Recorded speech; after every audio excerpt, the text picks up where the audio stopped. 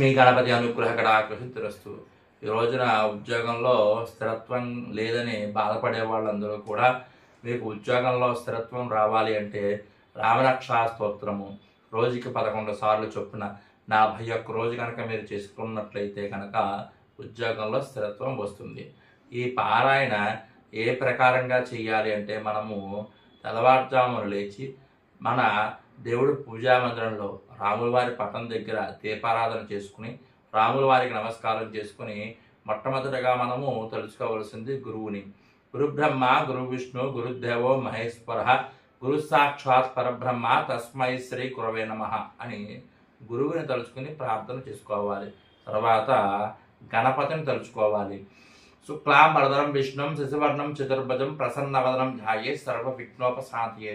గణపతిని ప్రార్థన చేసుకున్న తర్వాత హైగ్రీవమూర్తిని తలుచుకోవాలి. మనము జ్ఞానానందమైందేవం నిర్మల స్ఫటికాకృతం ఆధారం సర్వవిజ్ఞానాం హైగ్రీవోపాస్మహే. ఇలా మనము చెప్పుకున్న తర్వాత రామరక్షా స్తోత్రము 11 సార్లు మనము పారాయణ చెయ్యాలి. పారాయణ పూర్తయిన తర్వాత రాముల వారికి తెల్లని రవ్వలో కొద్దిగా ఆవు పాలు పంచదార 3 మిశ్రమాన్ని మనము కలిపినది రాముల వారికి నివేదనగా చెయ్యాలి.